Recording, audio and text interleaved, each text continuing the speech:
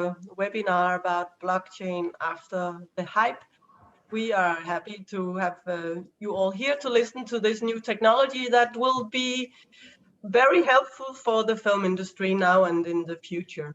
The webinar is organized by 3 of the media desks, Creative Europe media desks here in Europe. It's the Berlin-Brandenburg office, the French office, and then the Danish office where I'm from.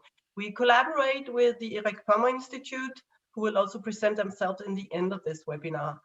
To host the webinar, we have invited Tine Klint from LevelK. She has experience with blockchain and she's a sales agent, so she's very experienced and has her hands on it. So please welcome Tina, and you will present our speakers. Hello, and thank you for the invitation.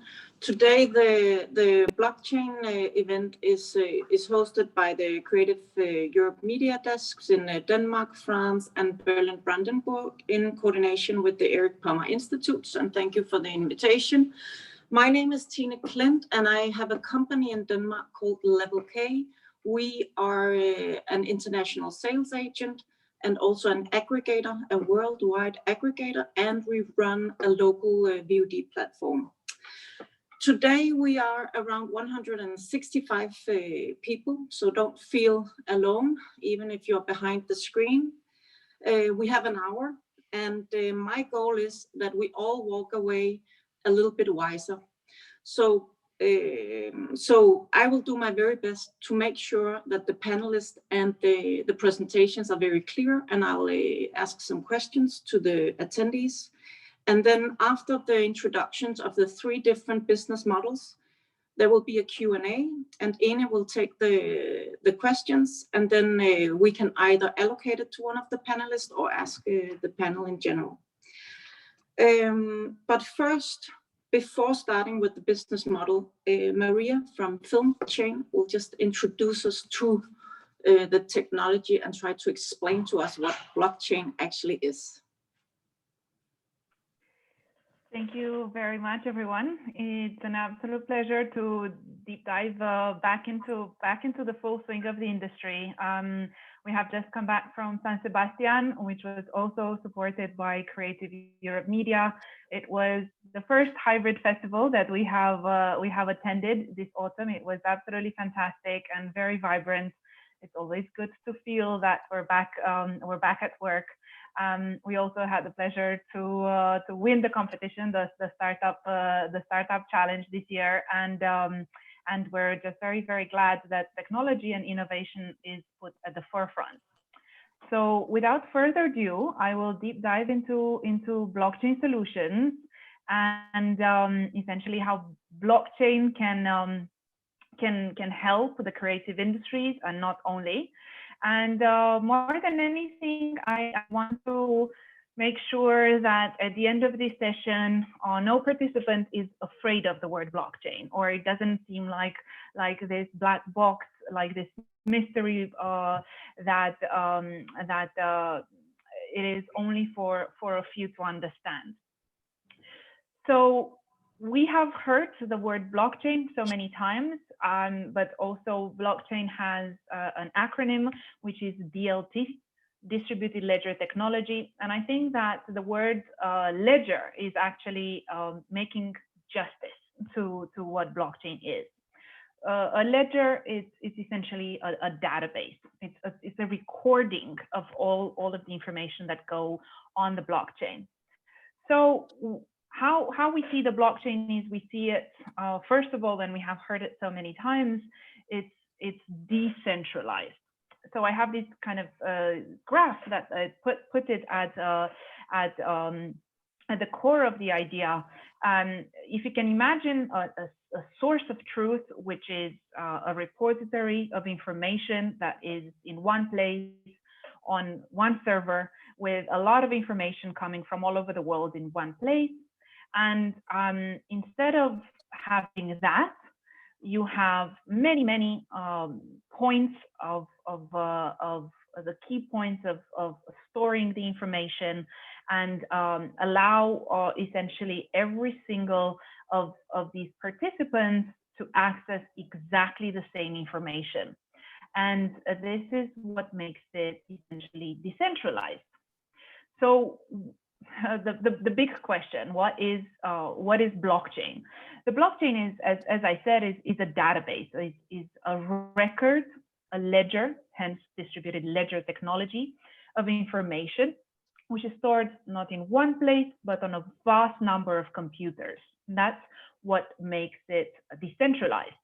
And you can imagine that having not one single source of truth, but many points, that makes it essentially nearly impossible to hack or to change, because as we have heard it so many times, big banks, anything from JP Morgan to Morgan Stanley to the database of the global database for diamonds, they have been hacked more than once, because having everything in one single place, it makes it basically vulnerable to a possible malicious attack. The features of the blockchain, the most kind of essential ones that we need to understand, that on a public blockchain, everyone essentially has equal access to this entire history of the database. So imagine that, for example, you have what is one of my favorite global applications, when you are sourcing your garments. You take this shirt and you know exactly from the moment that the organic cotton has been kind of produced and collected, and then every single manufacturer that goes through that chain, through the supply chain, all the way to the shop where I'm buying it from. This information, this history of the supply chain, can essentially be put on the blockchain, and everyone who wants to access it, can see clear information from the beginning to an end. Also, on it, no one has the ability to dictate information or manipulate information, because once stored, it has this immutable aspect that it cannot be deleted. And the crucial point is that it allows everyone to verify the record of transactions, or of IP, of supply chain. And effectively, it does that without the need for an intermediary. So it hasn't, it's not like a government, or it's not like a supreme power that coordinates who sees what. That's in a nutshell, the accessible information that blockchain stands for. And then the question is, what we know about blockchain? We know cryptocurrencies like Bitcoin, and maybe you have heard of smart contracts, which is one of the most biggest innovations with the Ethereum blockchain. Ethereum blockchain, which is also the partner of a European blockchain observatory. So it has been used and applied on so many enterprises and governments around the world. Smart contracts are truly a wonderful thing. So I really wanted to touch base on these two concepts. So cryptocurrencies, like we can take Bitcoin, for example, is a digital decentralized currency. Essentially, it exists in form of a computer code, and there's no bank or government that is controlling it. That makes it also open source. Open source meaning that it's part of this distributed ledger, where all of these people are essentially doing their bit. I'm not going to go into the complex structures of how everyone is essentially verifying and mining information, but essentially, if you do want to get into this, you can yourself become part of the whole Bitcoin infrastructure and verify transactions on the network. So it is open source, and that makes it very efficient, and essentially has little to no fees to transact value around the world. So Maria? sending from I'm just going to Sorry? stop you and then ask a question, because blockchain is a technology. Can anyone just integrate or program it into their systems? Is it a software? Is it something that you license and then everyone can use it? Yeah, so for example, the smart contracts are essentially, they're written in a programming language. They're a piece of code. Cryptocurrencies are an application of this technology, of the blockchain. They don't represent the technology itself, but it's one application. And smart contracts are not legal contracts, but digital contracts stored on the blockchain on this database, and they are written in a programming language. So they are a piece of code, and their value is to essentially automatically execute and control and document these legal actions according to the terms of a contract, like an IP assignment or like a collection account management agreement. So the absolute beauty of smart contracts is, again, that you don't need a third party monitoring this automatic execution, because you take the essentially the intellectual property rights or the distribution of wealth, you code it into an algorithm, and then the smart contracts continue to execute the algorithm on their own. And that Maria, is I'm sorry, incredibly just to keep on the time here. Ine, I don't know the camera. Someone is making it not possible for me to put on the camera. But Maria, because the blockchain is there's different business models, and you can also use blockchain without the cryptocurrency, and you can also use blockchain without the smart contracts. So now I would like to come to the business model of your company. So if you can present to us Filmchain. Of course. So yeah, basically my last slide was really regarding applications of the blockchain in the creative industries.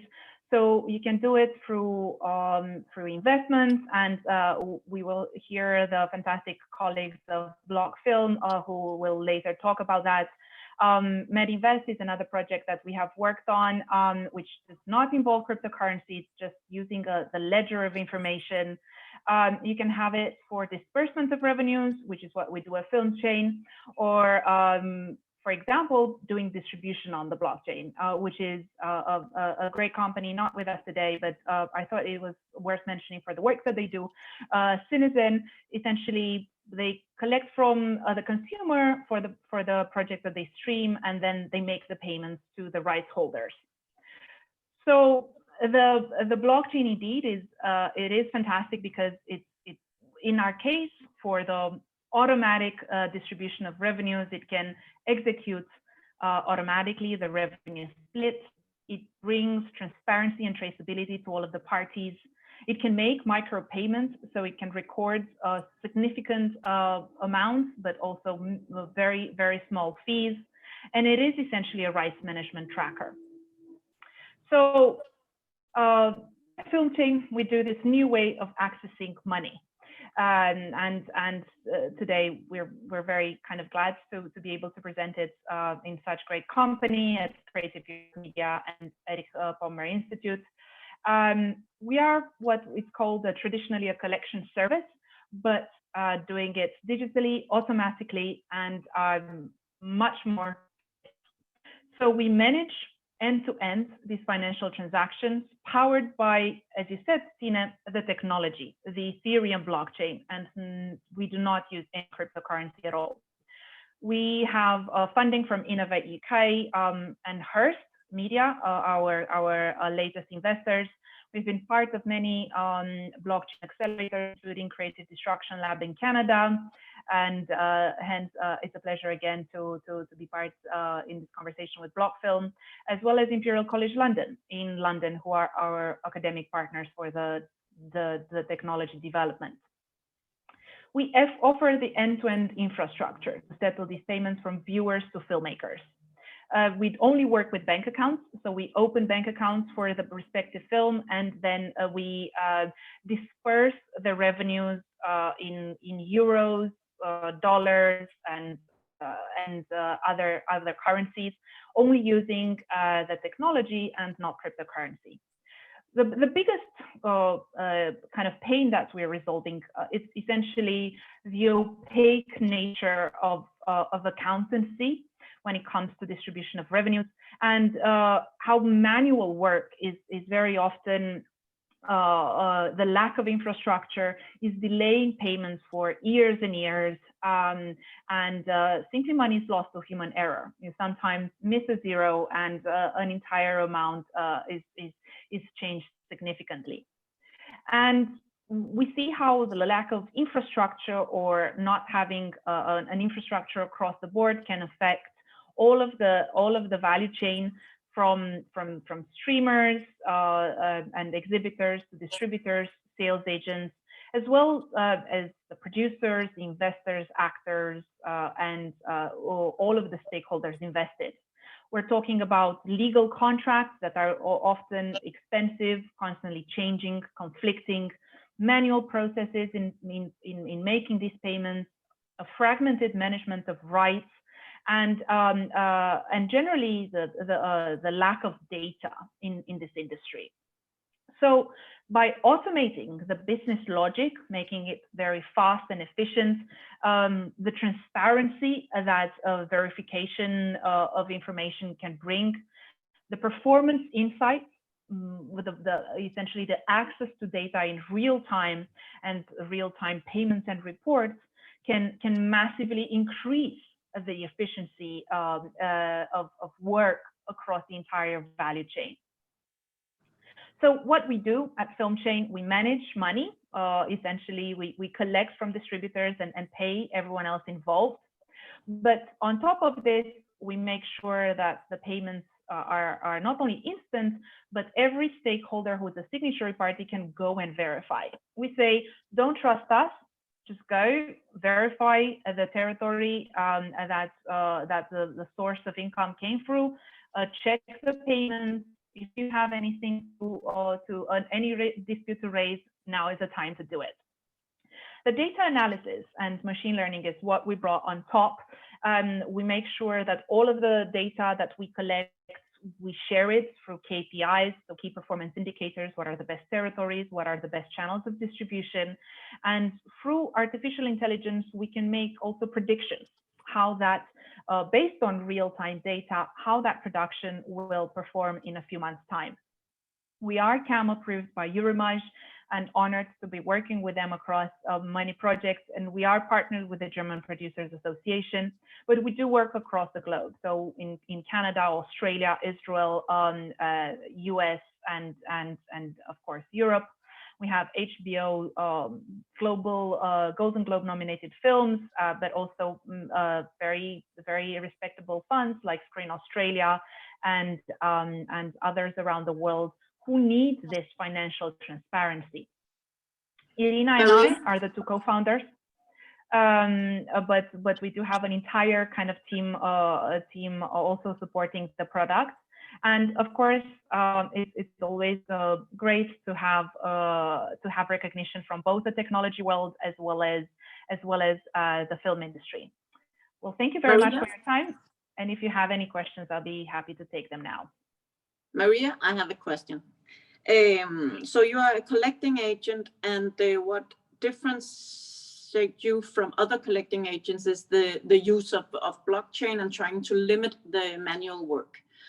What about when you cannot use the blockchain technology? Is there like a percentage where it's like 50-50, or how much is still manual work? And how much is, in how many cases can you use blockchain? You're very right, Tina. We do not only use the blockchain, but we are using, it's a paradigm shift. It's from manual to automatic. How much is an algorithm that executes payments or tracks rights or artificial intelligence or machine learning, which are essentially not the blockchain, but they are gathering information and then they're feeding this information in visualizations for the stakeholders, is still part of a concept of automatic digital collection service. So with that, what we take the paradigm shift is like, we don't tell people to sit and wait. It's not a passive approach, but it's an active approach. You go on the dashboards, you verify the payment split, you verify the incoming gross receipts, you contribute to the information added to the collection service. And of course, you also check key performance indicators for your production. So it is much more of an automatic digital system opposed to a manual passive system. Yeah. Thank you very much, Maria. We have to move on to the next company. So I will give the word to Rosemary and Wendy from Blockfilm.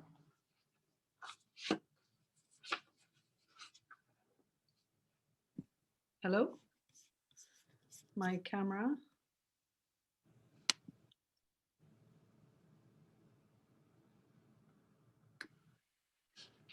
And we're just waiting for Blockfilm. I muted my camera, but my video isn't working for some reason. I guess I have to start it at the bottom. Yeah, now I see you. So thank you. So I will share my screen so you can see what I expected. Sorry.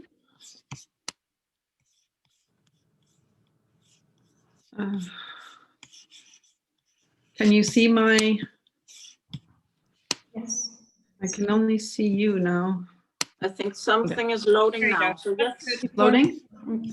Yeah, start from beginning, play from start. Yeah, play from start. Okay, so thank you to Creative Europe and the Erich Pommer Institute for the chance to present at this panel. We're very happy to be here today. And just to briefly introduce myself, I'm a head of business affairs at Blockfilm and a co-founder of the company, and presenting today with Wendy Bernfeld. We're both Canadians living in Europe, and she's our international digital advisor based in Amsterdam and has a company called Right Stuff BV. So our company is a startup based in Toronto, Canada. We had a soft launch at TIFF recently, and we have highly valued industry professionals on our team. So they have presented in a longer presentation. It's about half an hour long, and we'll give you the link for that at the end of the presentation. We are funded by the Canada Media Fund, which is known for digital innovation.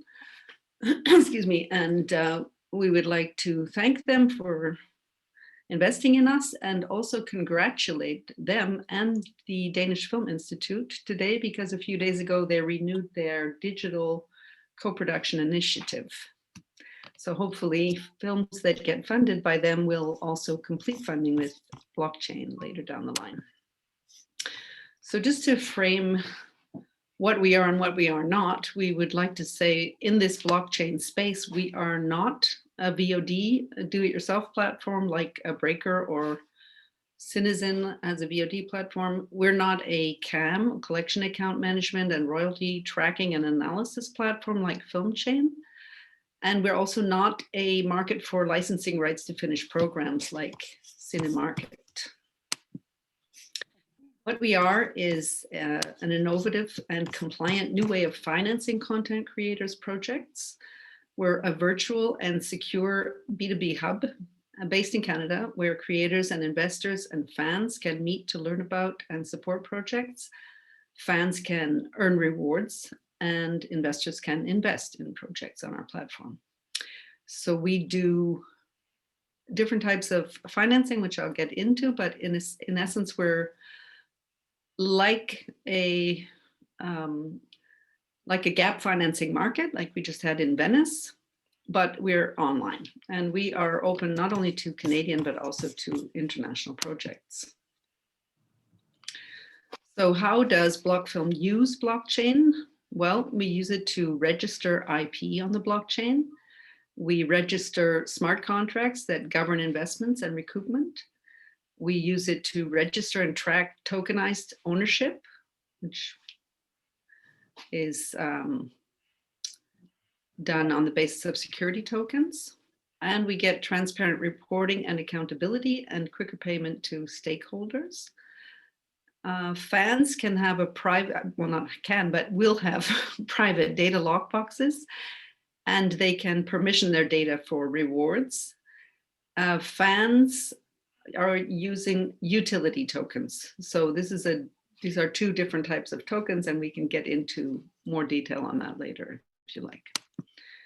So the way that fans support projects is by earning rewards, by blogging about them, by sharing their information, their opinions about the things and about the projects, and by supporting their passion projects for which they earn utility tokens. And we have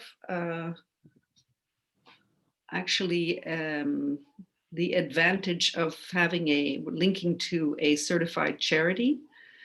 So social media actions and donations can earn rewards, and our charity can issue tax relief certificates, at least in Canada, and hopefully in further territories abroad. That depends on the tax, the international tax agreements between Canada and different countries. So as I said before, fans can also control their access to personal data if they, contrary to many online platforms which simply use your data and sell it to further companies, we don't do that. We allow you to control your data. If you open up your data, you can reap rewards for that. So moving on, the type of investments that are security token, well, we issue security tokens. So you can think of it as being like shares on the stock market. So financing can, as I mentioned, partly be fan donations for social, ecological, projects with a cause, be it women's, LGBTQ, indigenous issues, environmental and sustainability issues. The financing, of course, can be in the form of usual investments and public funding. But what we have now is a new category of security investment for professional investors. And that is in 3 different types. So it can be equity in a company that owns the IP of the project. That would be non-voting shares of it. It can be a revenue share of the project, which would be specified in the waterfall position. And it can be debt, so gap or loan, but that could also include back-end revenue. So we're just in the process of being approved by the Ontario Securities Commission, which is the regulatory body in Ontario for investments by professional investors. And it's all in fine tuning because in Canada, we have 13 different provinces and territories. They all have to agree. So there's a lot of finessing between those different territories and our lawyers at the moment, but we're confident that in a few weeks we will be regulated, and we can then have investment, which is recognized for tax treatment of capital gains and losses. The liquidity of the investments will be much more fluid. So in other words, in a traditional investment in film, you have to wait for the entire cycle of production, editing, post-production, exploitation of the film. In our system, if someone wants to buy your tokens from you or your shares, you can sell them, they can buy them, they can later sell them. In other words, it's much more fluid, and that we hope will be much more interesting for investors. So we have also greater. Can I ask a question? Yeah. So it's just to completely understand. So this is a new way of using blockchain in order to support the financing of a film. So as a filmmaker, you can register your idea, and then it sounds like the fans, it's that like a little bit like crowdfunding, or? It's a bit like crowdfunding. To be honest, we at the outset, we thought that we could do micro investments from fans, which on the blockchain would actually be possible. The stumbling block is not the blockchain, the technology, which would make it actually very easy, but the actual regulation. Because of all the anti-fraud measures, KYC, know your client, the investors must certify themselves, and the whole procedure around it is just too arduous for if someone wants to donate $10 or $20, it's not worth doing all that. So we decided instead to find a way for fans to donate and get a tax rebate on their donation. It just makes more sense. So, someone having a $10 share of it, for argument's sake, $1 million movie, it's fractions of a cent that might ever come back. And in that sense, it doesn't really make, it's not worth it. It would have been a nice idea, but it's not worth it. So therefore we developed this model where we have professional investment and fans supporting through donations. Oh, okay. So once we are approved in a few weeks, we will be one of only a handful of countries where this innovative type of funding exists. So now I will pass on to my colleague, Wendy Bernfeld, to tell you what is and who is on the beta, because we're in beta testing at the moment. So she will tell you what's happening so far. Okay. Can you put the, I'm muted. Okay, there we go. Am I unmuted? Can you hear me? Yes, I can hear you. Okay, perfect. So yeah, it's kind of a Kickstarter on steroids on the one hand for certain types of projects that you're familiar with, the crowdfunding angle, but it's blended with hardcore professional investors, both the traditional types and now the newer category that's being blessed where films are tokenized and you can monetize them sooner than 7 years later. So that's kind of the context. And as a result, even hearing that, it's not a surprise to you probably, that therefore the type of programming we have is either very commercial, classic films, people trying to get their films funded in the usual way with public funding and broadcasters. But there's also a thematic, social topics. And the normal traditional types, are less my bailiwick, they're yours, everyone in the audience. But what we're doing here is bringing in also alternative and hybrid players. In other words, VODs, of which there are, hundreds. Various of them actually invest in film, either by way of pre-buy or gap financing, pre-sale rather. And sometimes it's just good to know that you can license to these VODs for the revenue. Most of the time, people internationally only know the big five, the big guns of Netflix and Amazon, and they don't always know the European and international players. So we're bringing a lot of European VODs on, as well as digital savvy sales agents and distributors, aggregators, etc., like Tine, who cross over traditional and digital, but from different countries around the world. And of course, industry bodies, who fund or support film, not just feature film, but innovation. Let's go to the next slide, Rose. So on that note, again, in the weird bird category, we not only fund features, but web series, higher end, short form episodic, that kind of Katzenberg type Quibi model of 10 times 10 minutes short form storytelling, which is in a way another way of funding a feature of 100 minutes, but more suitable perhaps to telecom or cable or VOD platforms who want to tell the story and monetize in different windows and ways. We also have room for limited series where many of these SVODs that are not Netflix and Amazon will invest in originals full on, but without taking all the IP in all the countries, unlike the bigger gorillas. And so therefore there's room to carve out co-production, co-financing, gap financing deals with VODs.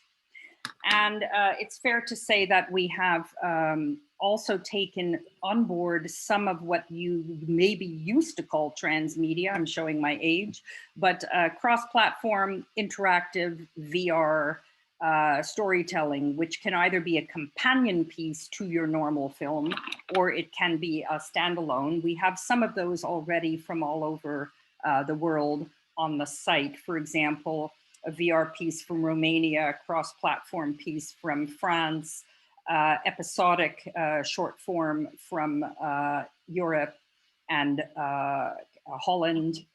So those are just examples of the flavor, and different investors, depending on the topic, will be interested in those if they're trying to monetize or if they're trying to support a cause. You can go to the next slide. I think it's the last one. Oh yeah, Rose already mentioned that within the category of the social themes, these are mainly the themes that attract the donation model, but sometimes also the professional investment model. So sustainability, human rights, LGBT, people of color, social, political, and women and gender. Wendy, a last question before time is up. When are you going live? Is it already live, ready to use, or? Yep. So let's explain, because this is in fact the last slide. So, or one before the last. We are on a beta, which is invite only at the moment, that launched during TIFF a week or two ago. So at the last slide, you're gonna be able to contact us and submit projects through the beta. And once the OSC clearance comes through, then we can open it up wider to a full launch. But during the beta, if we can go back a slide, Rose, we'll go back. Yeah, so the VODs, I just wanted to mention, these are some examples of the mid-type VODs around the world that get involved in funding or buying, and they're already on this beta before even it's launched. There will be others coming, but I can't put their names down now until they're signed. Next page. I think that's it. Yeah, and all I wanted to say here is more than half the projects on the beta now that has already launched are from non-English, non-North America. So we actually have Dutch, French, Italian, South African, etc., Romanian projects. We don't have any Danish or Nordic, and we're looking for more European. So welcome, and the last slide is fine now, Rose. That's our contact info. Thank you so much, Wendy and Rosemarie. And then swiftly, we are moving on to our next panelist, the Cinemarket, and Florian will introduce to us his business model. Thank you very much. Hello, this is Florian from Cinemarket. I'm sharing my screen. You should be seeing it now. I'm very happy to have been invited here and present to you our latest developments. Cinemarket has been around for a while, actually.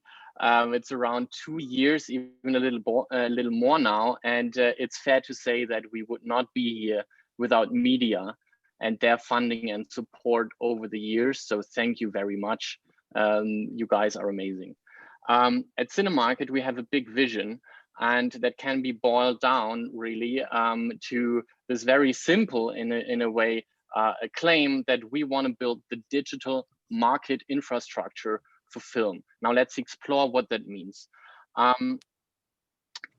Cinemarket today is a B2B marketplace, and I may say a very beautiful marketplace, so go check it out, that provides film professionals a platform to buy and sell film rights directly and effortlessly. It's both for buyers and sellers a unique experience that is tailor-made to their specific needs, and we've really worked hard on the user interface, so I think you will enjoy it very much. In fact, we just launched this new platform in May, so you might not even know it yet. Now I clicked the link. That was wrong. Okay. Our mission and vision statement, very simply, is that we want to help every film find its audience and on the way build a sustainable ecosystem for creators.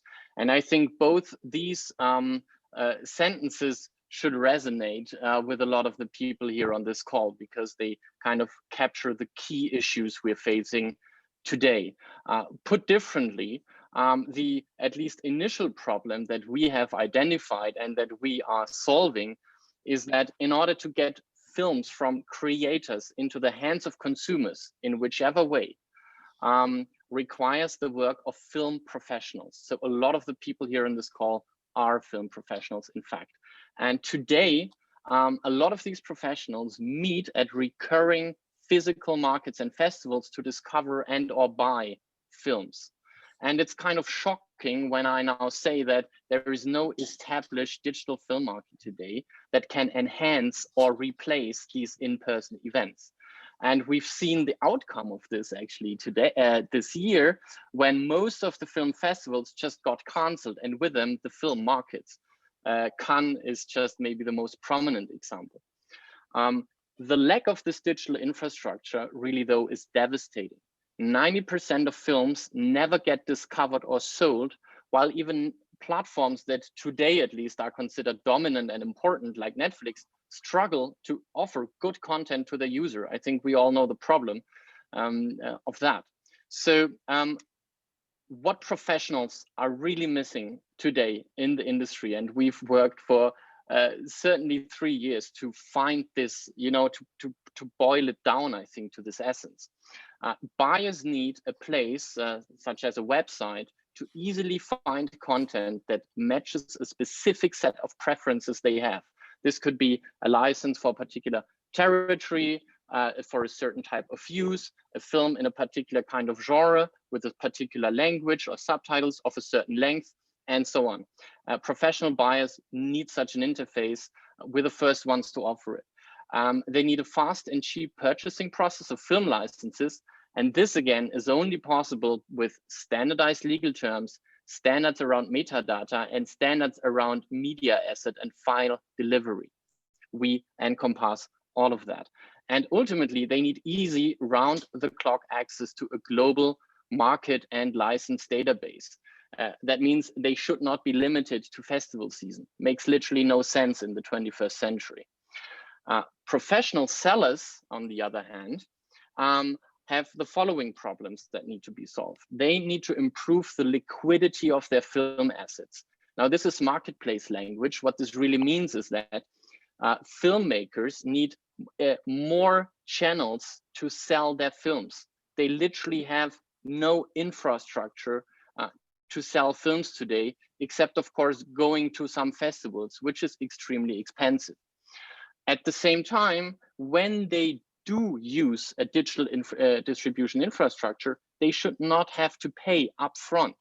They should pay only when they make money. And ultimately, they need transparent reporting on revenues earned by distributors and exhibitors, especially when we're talking about revenue share deals, right? Makes a lot of sense. So after years in the market and bringing together the best experts, we have built a solution that we're extremely proud of. It's cinemarket.io. You can check it out. It's a simple digital platform to trade film licenses for professionals. Our users are film creators, festivals, OTTs, TV stations, and many more. Our market is open every day, every hour, independent of festival season. And we've just added the right amount of workflow automation tools to really make this useful to film professionals. That translates in what we consider to be our USP, which is end-to-end transactions from offer to confirmation of the offer, the automatic creation of the license agreement, the automatic online payment for the money owed for this agreement, and then the file delivery and return. So it's a complex process that has taken months before, and we've reduced it to a process that can be done in literally like 4 minutes. Florian, yes. I have a question for you. Mm-hmm. So if I am a filmmaker and I create a profile and make my film available through your platform, then you will make sure that it's available to the territories where it is available, and then it's possible to use your standardized contracts. Do you also offer support in terms of pricing? And what about delivery? Yeah, so we are proud to say that we engage a lot with our users, and indeed we advise them on such things as, well, what is the right price to ask for, right? If I'm a not very experienced filmmaker, right? And we see this quite a lot, that our seller customers, let me just show you the next slide. Our sellers, when they are especially independent producers, often lack the experience in the distribution area, also regarding pricing. So we do help them out. And in the future, this is of course something where we hope that we can use data, big data, to basically give them a prediction that says, hey, we think based on all the parameters and based on all our experience, you could sell this thing for that and that much, right? So this would be a kind of data-driven advice. And this is in the future. Right now, we just use our customer success team that just engages daily in calls with our users to help them there. What is astonishing is that we've chosen May 12th this year, the day that Cannes should have launched, as the launch date for our new platform. And since that day, we have seen incredible growth on every metric of our platform. We have 700 plus users today from all over the world, growing daily. And we haven't even tapped the really big markets yet, meaning that we haven't really even made advertisement there yet.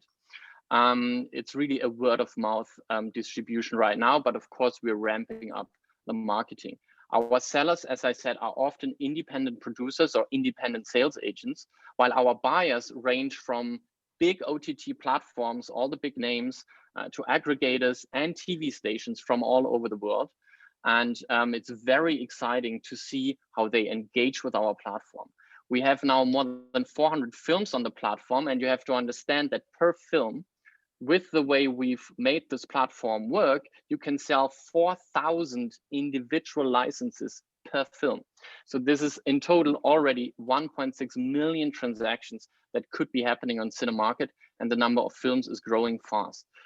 In just the first 4 weeks since launching our end-to-end payment tunnel, so that was early September, we've seen more than 150 transactions happen on Cinemarket, and this tells us that we're really solving a need for our users. I could show you some testimonials now. Unfortunately, I don't have the time, but the feedback we're getting is really, really amazing. Now, to get to the topic of this, where does blockchain come into this, or is that maybe the question you want to ask, Tine? No, I also want to ask if it's possible to use the, what about delivery? Is that also through your platform? That is something we're actively working on. And yes, we believe that delivery has to happen digitally and immediately after payment. And we are already partially there, but certainly something that we're already still working on, yes. Okay, and if you can just finalize in like 30 seconds or something. Yes, I can. So I just want to address this audience with this question of, what does blockchain really matter to you? Because I don't think that you ever will have to understand the technical parts of how it really works. This is not your job, okay? You don't need a degree in computer science. You should focus on what value does it really deliver to you. And the reality of blockchain is that just like the internet, it's a network technology. Let me ask you a question. What is the value of Facebook if it had 0 users? The answer would be 0. Okay, blockchain today has, for except some very small use, very niche use cases, like, you know, Bitcoin as a store of value and some other things, very few users, and particularly in film, there's literally, I would say, no direct use case for you available right now that really makes blockchain this amazing technology for you. As you said, Tine, it's just a technology. But to be valuable, you need to grow it into a network. And this work is hard, and nobody has succeeded in it yet. So in a sense, you should, you know, look at blockchain and take it serious. But at the same time, there is a lot of hype and very little really happening in reality when you look at it. Okay. And Florian, what we have done, we need to stop the presentation now and then move to the Q&A. We have 10 minutes left for questions. So Ine will bring up the first answer and the first question, and I'll just ask the panelists to answer short and clear. Okay, there is an interesting question here from one of the attendees. So basically, I could fund my project with a Canadian company, then I have Filmchain handle the accounting back to producers and Cinemarket to sell my title. Are you thinking about working all together? Absolutely.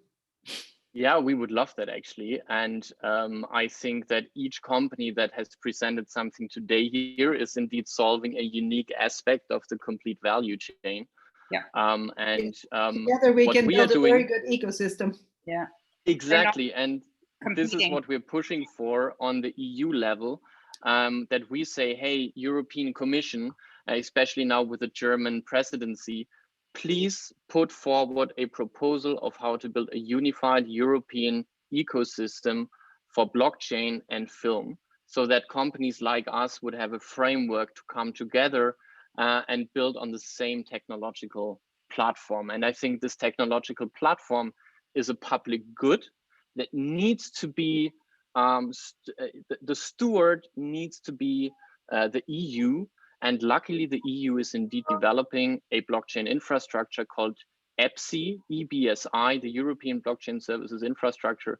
And we are working towards, bringing the institutions to enable startups like us to deliver such a service as was proposed. So there's another question about that, as they ask if there's a meta portal to identify the different blockchain initiatives at European or international level. Will that be that initiative? Actually, there is already one. There is the the EU Blockchain Observatory, and they have mapped out all of the initiatives. So it's a filtering process. You have to apply. So to say, they try to legitimize the proposals that come through. So then they validate. So that already exists, and it's by no means all of them have been recorded there, but quite of a significant number. Also in the UK, it's Digital Catapult that also mapped out all of the blockchain initiatives, and including the creative industries, and then countries like Canada have reports on that, and so does Germany and Australia. So I think the best place to see the initiatives is the EU Blockchain Observatory for the time being.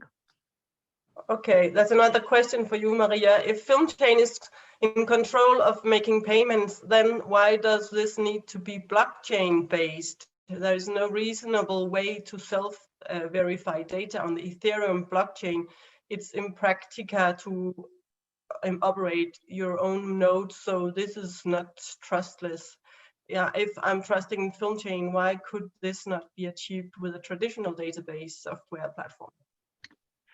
So yes, absolutely. So first of all, we are operating, as we explained, fiat currency. So we actually work with banks. We have banking partners, traditional banking partners, and neobanks as well. So we open a bank account in dollars, pounds, and euros. And then what we do is we take the legal contracts that are signed by the signatory parties, and we encode that into algorithmic payment split. Then when money comes in, we build what's called an API integration with the bank. And then when money comes in, that is automatically distributed to all of the stakeholders involved. Then what we say is, don't trust us, go and verify it yourself. So all of the information not only is on the dashboards, but we also give them the access, if someone is more technical savvy, to go and control the information themselves. But because this is not cryptocurrencies that we're making the payments through, is an API integration with a bank. Of course, we had to design the entire payment system to collect the money and then to make payments in euros, dollars, and GBP. But what we definitely encourage everyone to do is to go and verify to see if there are any disputes, if they are aligned with what they thought they will receive. And of course, if anything is considered that, I don't know, the sales agent's commission was supposed to be 50%, not 30%, because it was a different territory than the source stated, then that is the right time to raise the dispute. But for the time being, and also wanted to address the first question as well of how to work together, we would all love to definitely to collaborate, and there are so many talks of collaboration. I guess what is important to say is that it is important to align in all of these payment mechanisms. For this time being, we cannot, if we receive a payment in Ethereum or in Bitcoin, we would not be able to process it because we don't work with cryptocurrency exchanges. So we only work with fiat currencies. Okay. We'll be able to align. To be fair, we that don't work in cryptocurrencies either. We are also only working in fiat currencies. Yes, I think that's important to say. Yeah. And Rose, how is your fan base? Sorry, Tine. And should we go on to the next question? Yeah. Rose, how is your fan base coming together? Is that restricted to certain geographics only, or the donation advantage, I'm assuming, is subject to local laws? Well, no, fans should, no, we would like to have fans all over, not only in Canada, but of course worldwide. And the point with linking our platform to a certified charity in Canada is that countries that have tax treaties with Canada can also give a tax advantage if it's foreseen in the treaty. We cannot control the treaties in other countries, but hopefully, yes, you will be able to get a tax advantage and a tax certificate in other countries to put against your taxes there, not only in Canada. And of course, in terms of the films themselves, we want them to have a worldwide audience, not just a Canadian audience. That wouldn't make any sense. But it's of course just launched at soft launch at TIFF, so it's going to be more than a week. We haven't launched officially yet. So just to repeat, we're in beta testing. We have producers and other partners coming on board, putting projects on, looking around, giving us suggestions how we can optimize the platform. And we can only really launch when we have the regulatory approval of the Ontario Securities Commission. So we are working very hard on that, and it's a matter of weeks, perhaps a couple of months until we get that, and then we can launch, and then we can start building all of these support groups in the different categories. Yeah, although Rose, that's just for the investment side. For the donation side, that goes just like any other crowd-supported group. Yeah. People are putting projects up already for fan building and social audiences and getting a jump start. That's not conditional on the OSC, if that helps. No, but I think going live is conditional on the OSC. That's true. So. Yeah. So Florian, what do you consider the biggest challenge you had to overcome for the adoption of your platform? Thank you. This is a good question. I think the intersectional topic that is the most relevant for both this conference and what we do is actually payments. And this is the reason why Facebook, for example, is not stupid at all by saying, hey guys, we're building a global payment system that fixes the remittance issue, right? Where guest workers try to send billions every year home into their home countries in Africa and Southeast Asia, and they are being taxed 30% or more, or they can't even send the money, right? And at the same time solve problems like we have in film, right? So Cinemarket does global sales. Try to pay a filmmaker in Iran, try to pay a filmmaker in Tunisia.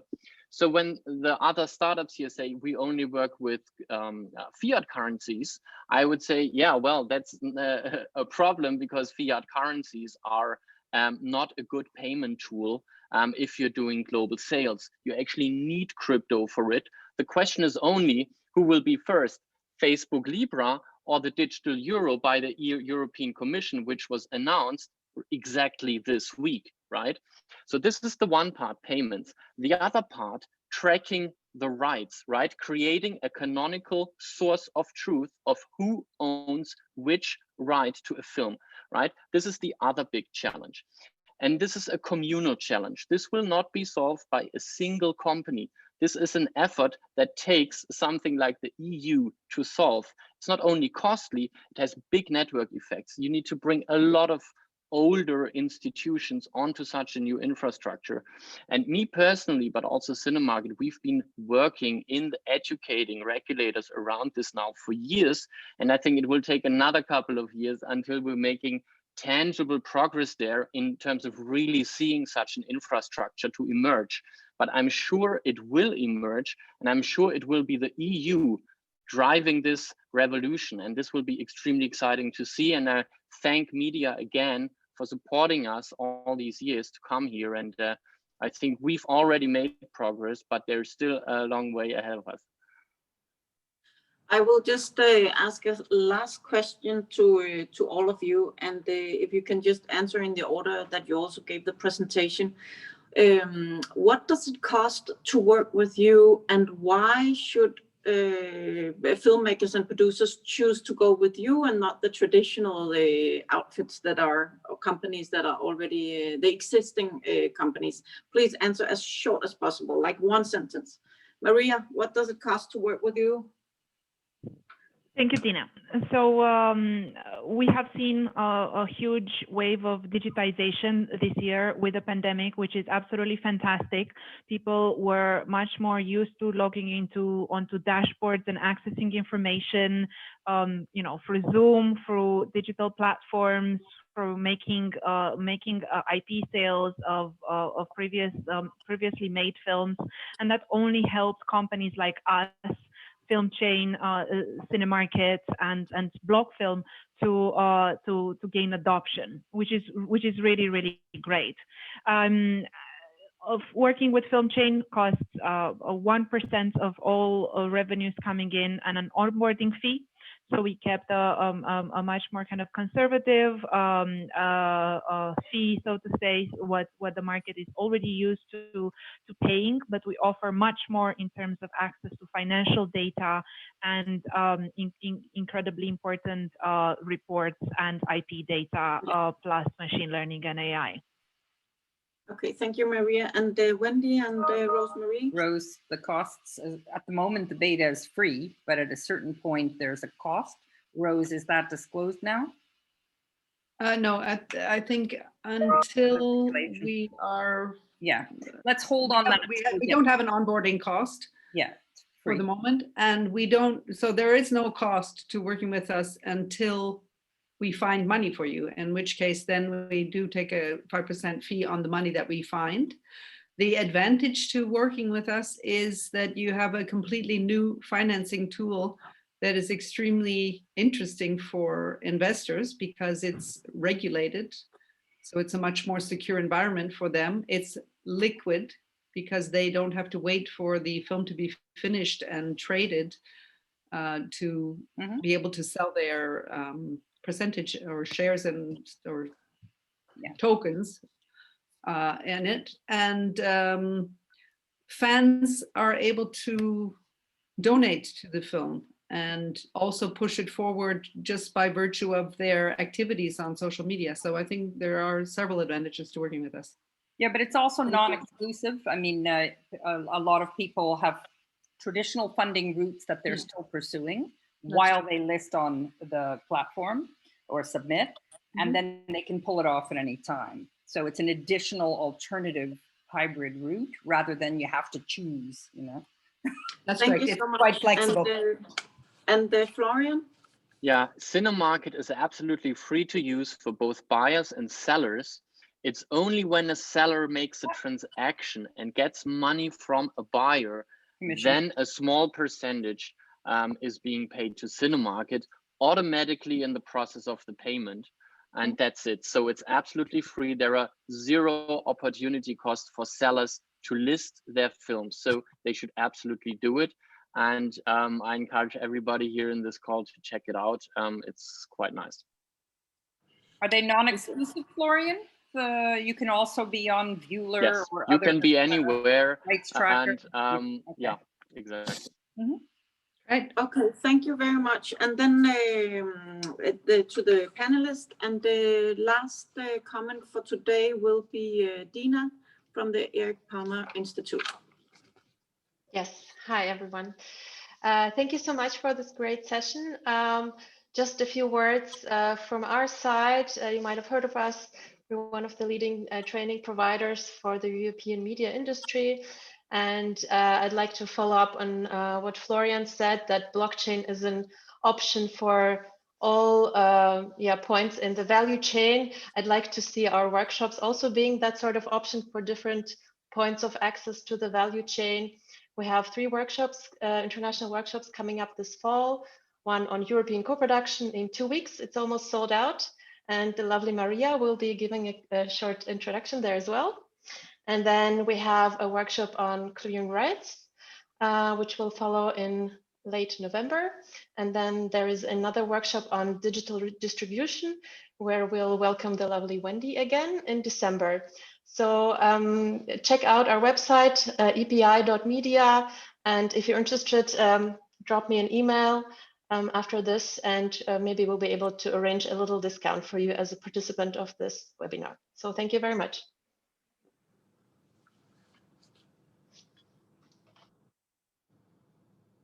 And so we're coming to the end. If anyone needs any of the links to the websites of the companies, you could write to me, or you could also try to find them directly online. But yeah, we'll be happy to give it. And thanks for all of you to participate and to join us today. And thank you for our collaborators from France, Berlin-Brandenburg, and to Erich Pommer Institute. Hi. Thank you very much. Thank you too. We'll Bye-bye. continue to innovate. Thank you, everybody.